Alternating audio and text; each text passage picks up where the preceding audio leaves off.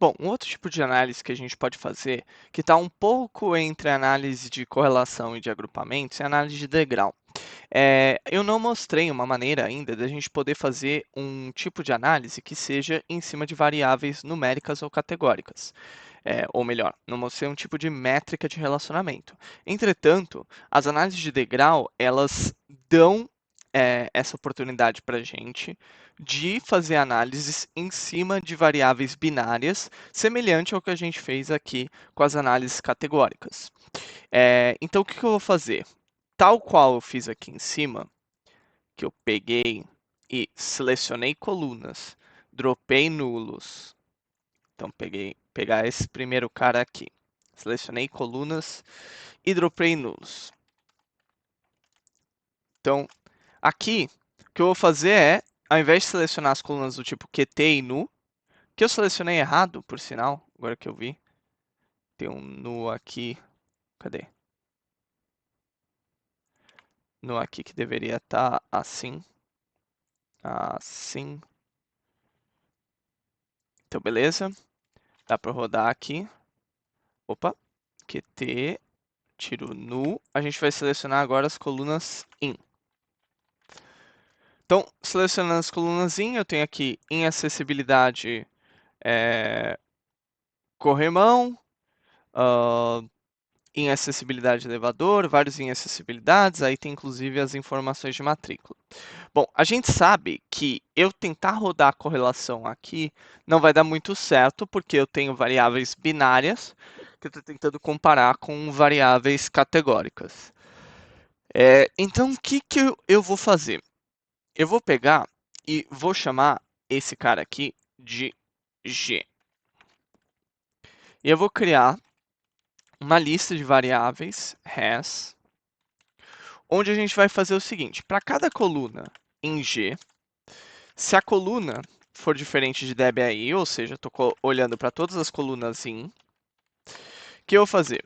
Eu vou calcular o valor da coluna quando, ou melhor, eu vou calcular pode ser. Vou calcular o valor da coluna, que eu vou chamar de V0, quando o valor da variável for zero. E aqui eu vou calcular qual que é a média do IDEBI. Então, estou falando, por favor, onde eu, por exemplo, a AEE Soroban, matrícula for zero, me dê as notas médias do IDEBI. E eu vou pegar e vou fazer a mesma coisa para a coluna 1 aqui, para a coluna 1, desculpa, para quando a flag for positiva. Então, vou calcular esses caras aqui. Além disso, eu vou calcular a quantidade de pontos.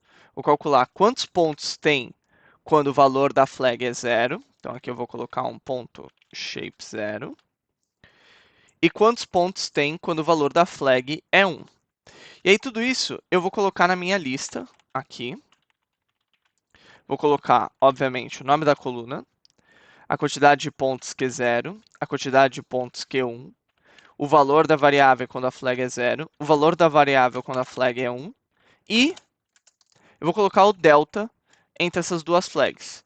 Porque aí, o que eu posso fazer? Eu posso pegar aqui e criar um data frame, data igual a has, onde as colunas, vou falar que é a variável, vou chamar de var, q0, q0, vou colocar aqui, vai, q1, blá, blá, blá, blá. Aí vamos colocar aspas, aspas, aspas, aspas, aspas, aspas, aspas, e delta. Por que isso aqui é legal da gente fazer? Porque aí eu consigo ver exatamente qual que é a variação, o valor de delta do IDEB, quando eu tenho a presença ou não da variável. E além disso, eu consigo ver a representatividade dessa variável no meu total. Por que isso é interessante? Porque é isso que a gente chama de análise de degrau, que é o quanto aumenta ou diminui o valor de uma variável alvo de acordo com uma flag qualquer que eu estou querendo avaliar. Então aí, fazendo isso, eu fiz aqui para todas as variáveis, o que eu posso fazer? Da mesma forma que eu tinha a minha correlação, eu posso chegar aqui e criar o meu valor. E aí eu vou renomear isso aqui para degrau, para ficar mais claro. Degrau. Vou criar um degrau absoluto, que seja o valor do degrau em absoluto. E aí eu poderia, como vocês sabem, fazer o sorting pelo valor do degrau absoluto, onde eu vou pegar do maior para o menor. Então aqui a gente consegue ver quais são as variáveis que mais influenciam o débito. Então, deixa eu colocar aqui quais são as variáveis binárias que parecem ter maior influência sobre o valor de débito. Só que o que vocês podem observar nessas variáveis que estão no topo? Que pela quantidade de pontos, a representatividade de uma categoria ou outra é muito dominante. Então, por exemplo, em turma, dias, semana, segunda. Isso aqui quer dizer que essa flag sendo 1 significa que tem alguma turma na escola que tem aula durante a segunda. Só existe uma escola do ensino de anos iniciais que não tem aula na segunda-feira para nenhuma turma.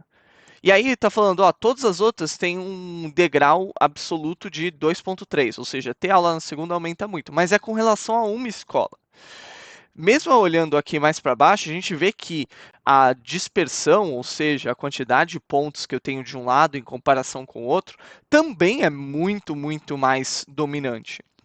Então aqui cabe a gente, além de simplesmente fazer o sorting pelo degrau absoluto, é um pouco selecionar de acordo com as quantidades para ver distribuições que sejam minimamente representativas de um lado ou de outro. Então o que eu vou fazer? Antes de fazer o sorting aqui, eu vou pegar e fazer um filtro, onde eu vou selecionar, vou selecionar colunas onde o Q0 dividido pela soma de Q0 e Q1, ou seja, a representatividade de escolas onde eu tenho a flag 0, e isso aqui é um número percentual, né? Seja maior do que 0,1. Se eu fizer isso, tudo bem, eu vou apagar aquelas primeiras duas linhas que a gente viu, mas ainda vou manter todas as outras onde o Q1 ainda é razoavelmente representativo. Então, o que eu vou fazer? Vou pegar também que o Q0, essa mesma representatividade, tem que ser menor do que 0,9. Ou seja, minimamente eu tenho 10% das escolas com a flag 0 ou 10% das escolas com a flag 1, para dizer que essa análise tem algum tipo de representatividade. E agora, se eu rodar esse cara, a gente consegue começar a observar coisas mais interessantes. Então, a gente vê, por exemplo, olha, presença de internet para fins administrativos. Bom, presença de internet em geral vai sempre impactar positivamente, mas obviamente aqui parece que tem um aumento. Aqui está dizendo se a escola queima o lixo no local ou não. Isso muito provavelmente diz muito mais sobre a localização onde a escola está, porque a escola provavelmente é muito isolada para ter que queimar o próprio lixo. E aí isso aqui tem um impacto negativo gigantesco. Se o docente tem algum tipo de especialização, ou seja, a escola se beneficia por ter professores mais qualificados, eu tenho um aumento do IDEB. E assim vai. Se tem estrutura para o professor, se tem acesso à água, se tem acesso à rede de esgoto, e a gente pode ver aqui todos os outros efeitos, mas a gente já consegue ver e entender quais variáveis binárias, quais presenças de determinados fatores influenciam melhor positivamente ou negativamente o total da minha nota do IDEB. E como sempre, isso aqui a gente não precisa se limitar a trabalhar com da mesma forma que a gente fez para as análises de correlação, a gente agrupou os dados, aqui eu posso fazer a mesma coisa. Uma das coisas que eu posso fazer é pegar aqui, por exemplo, vamos jogar aqui, onde eu calculei a região, boom, pegar aqui, colocar aqui embaixo, então aqui. Então aqui eu vou fazer o cálculo da minha região, eu vou incluir a região nas minhas variáveis aqui. Agora, tendo a região, o que eu posso fazer? Eu posso pegar G e agrupar por região. Então aqui, ao invés de ser C, eu vou pegar grupo, e aqui eu vou chamar de seleção. Vou chamar de G, vai. Para cada G na minha seleção, pronto, group by região, que eu vou fazer, vou pegar isso aqui, vou jogar para cá, porque o que eu posso fazer, vou percorrer para cada C na minha base G, e aí eu vou aqui, imprimir g.index0. E agora, se eu não fiz nada de errado, que é bem possível que eu tenha feito, built-in method is not subscriptable. Peraí. Ué. Ah, tá. Opa. Então aqui é i,g, que é print i, e a gente vai colocar região, i. Ah, tá. Faltou aqui também dar um displayzinho para a gente poder ver e voilá. E agora a gente tem para cada região do Brasil, lembrando norte, nordeste, sudeste, sul, centro-oeste, a gente consegue entender quais são as características de cada uma dessas regiões que influenciam no lift. Veja que aqui apareceu um fator novo que aparentemente tem variáveis que têm um baixíssimo percentual de report. Né? Tá vendo? Esse em reserva PCD, por exemplo, só tem, sei lá, 100 escolas onde tem isso reportado. Então pode ser que isso você também não queira. Então a gente pode fazer alguma coisa do tipo lambda f, e a gente vai pegar aqui a soma desses caras aqui, dividido pelo, e vão pegar, ou melhor, vão colocar aqui no começo, né? Para não dar pepino. Dividido pelo g.shape0, ela tem que ser minimamente 20% das escolas. Então, a representatividade tem que alcançar pelo menos 20% das escolas. E agora a gente vê aqui serviço de coleta, queima lixo, se tem internet ou não, parece ser mais importante para a região norte. Para a região nordeste, parece ser bem parecido, na verdade, com a região norte aqui. As 4 primeiras variáveis, 5 primeiras variáveis são... Ah, tá. Porque eu cometi um erro terrível. Vamos de novo? Agora sim.